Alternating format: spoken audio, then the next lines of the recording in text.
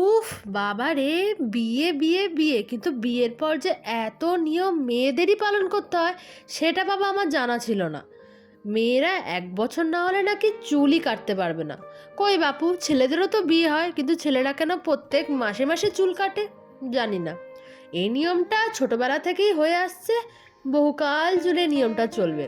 ব্যাস আমারও তাই হলো, আমারও এই নিয়মটা চলে গেল বলে বিয়ের ঠিক ১ বছর পর আমার এবার চুলটা কাটতে হবে। চুলটার ১২টা বেজে ১৩টা হয়ে গেছে, তাই ভাবলাম সোজা কোথায় যাওয়া যায় চুলের একটুখানি যত্ন নেওয়ার জন্য। কোনো কিছু না ভেবে সোজা চলে গেলাম হাবিবসে। আমাদের এলাকায়, মানে আমার শ্বশুরবাড়ির এলাকায় ঠিক নগরুকড়াতে, জানি না তোমরা চেনো নাকি জায়গাটা, সেখানে নতুন হাবিবসের এক পার্লার খুলেছে। গিয়ে দাদাভাই বলল আপনি কি কাটিং করবেন, কিন্তু কিছুই মাথায় আসছে না। চুলের ডগার অবস্থা খুব খারাপ, ফেটে দুমুখো হয়ে গেছে একদম। স্বাভাবিক, প্রায় ১.৫ বছর ধরে আমার কোনো রকমভাবে চুল কাটা হচ্ছে না। তো তারপর ঠিক করলাম ফেদার কাট নয় কাটা যায়। সে বলল ফেদার কাট কেটে দেখুন, আপনাকে ভালো লাগবে, নয়তো তারপর লেয়ার কাট দিয়ে দেবো। ব্যাস অমনি বলা, আমিও বসে পড়লাম। ব্যাপারটা হয়েছে, আমরা সাজুকুজু করে বেরিয়েছিলাম দুজনে একটুখানি ঘুরতে। হঠাৎ করে তোমাদের দাদাভাই বাইক ঢুকিয়ে দিল পার্লারের ভেতরে। বলল আজকে বউকে একটা নতুন লুকসে দেখবো। বাপরে বাপ, এত ভালোবাসা! ব্যাস অমনি চলে গেলাম। যাওয়ার পরেই আগে আমাকে কিন্তু শ্যাম্পু আর কন্ডিশনার করে নেওয়া হলো। তারপর আমার ভেজা চুলটাকে সুন্দর করে ওরা আঁচড়ে নিল। তারপর শুরু হবে আমার কাটিং। চলো এর মাঝখানে কিছু গল্প করা যাক। আমাদের মতো তোমাদের কার কার বাড়িতে এই নিয়মটা যে অবশ্যই কিন্তু কমেন্ট করে জানিও, যে বিয়ের পর মেয়েরা ১ বছর কিন্তু চুল কাটতে পারবে না। আসলে আমিও জানি মেয়েদের সৌন্দর্য কিন্তু লম্বা চুলে, কিন্তু চুলটার যে অবস্থা খুব খারাপ হয়ে গেছিল, তাই আর কিছু করা গেল না। চুলটা এবার জিজ্ঞাসা করছে এবার কি এইটুকু কাটবো, প্রচণ্ড কষ্ট হচ্ছিল জানো না।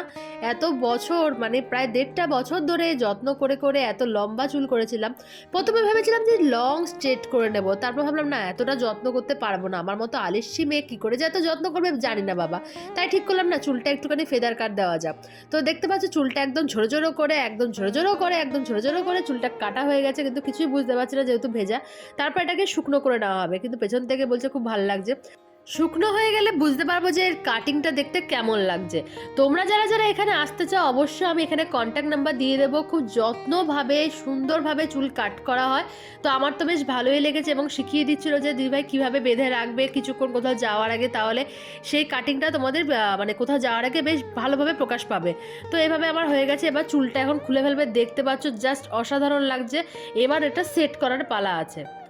আমরা কিন্তু অনেকেই ভাবি বড় বড় পার্লারে গেলে হয়তো অনেকটা খরচ বা অনেকটা বাজেট হয়ে যাবে, কিন্তু একদম না। একদম রিজনেবল প্রাইসে সমস্ত কিছু ট্রিটমেন্ট করা হয়, কাটিং থেকে শুরু করে ফেসিয়াল থেকে শুরু করে সমস্ত কিছু খুবই রিজনেবল প্রাইসে। কিন্তু আমরা আগে থেকে অনেক কিছু ভেবে ফেলি, ফলে আমাদের বড় বড় পার্লারে যাওয়া হয় না। সে যাই হোক বন্ধুরা, জাস্ট আমার না দারুণ লাগছিল নিজেকে দেখতে, একটা আয়নার সামনে অন্য মনে কেউ বসে আছে এরকম লাগছিল। তোমাদের দাদাভাই দূর থেকে বারবার দেখছে আর বলছে না বেশ ভালো লাগছে। দেখতে পাচ্ছ সামনের দিকটা যখন এইভাবে সেট করছে জাস্ট অসাধারণ লাগছে। ব্যাপারটা যে এত সুন্দর করে করার পর আমি কতদিন যে এত যত্ন করতে পারবো আমি সেটাই জানি না। ওই যে বললাম যে আলসেমি আছি। সে যাই হোক, দেখতে তো বেশ ভালোই লাগছে। এবার ফাইনাল লুকটা খোলা হবে, আমি তো এটার জন্য জাস্ট ওয়েট করেছিলাম এরকম একটা ভিডিও নেব, সবার থেকে দেখতে পাই, কিন্তু আমারও সেরকম একটা ভিডিও। ও মাই গড, কি দারুণ লাগছে দেখো। অবশ্যই কিন্তু কমেন্ট করে জানিও যে আমার এই ফেদার কাটটা তোমাদের কেমন লেগেছে। যারা যারা এখনো ভেবেছো এই ফেদার কাটটা কাটলে কেমন লাগবে, অবশ্যই একবার হলো নিজের চুলে ট্রাই করে নাও। দেখো জীবন তো একটা, সব কিছু তো ট্রাই করাই যায় না বলো। এতদিন লং হেয়ার ছিল, এখন একটু হালকা শর্ট হেয়ার করে কেমন লাগছে নিজেকে একটু দেখার চেষ্টা করছিলাম। বেশ ভালো লাগছে, বেশ সুন্দর লাগছে, নিজেকে একটা নতুনভাবে দেখতে পাচ্ছি, একটা নতুন প্রিয়স্মিতা নিজেকে লাগছে। তো তোমাদের কেমন লাগছে অবশ্যই কিন্তু কমেন্ট করে জানিও। আর ভাবতেই পারছো দিদিভাই এরকম কেন মিষ্টি হাসি মারছে, কারণ হচ্ছে পেছন থেকে দাদাভাই বারবার বলছে তোমাকে না বেশ সুন্দর লাগছে, বেশ সুন্দর লাগছে।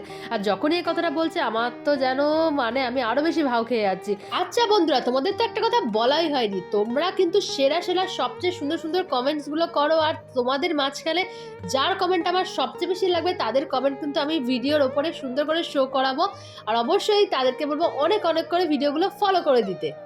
আমার লুকসটা পছন্দ হলে তোমরাও কিন্তু এখানে কন্ট্যাক্ট করে আসতে পারো। আমি কিন্তু ডিসক্রিপশন বক্সে অবশ্যই এদের কন্ট্যাক্ট নাম্বার দিয়ে দেবো। চলো নতুন ভিডিও নিয়ে খুব জলদি দেখা হচ্ছে। সবাই ভালো থেকো, আজকের মতো বিদায় নিচ্ছি, বাই বাই।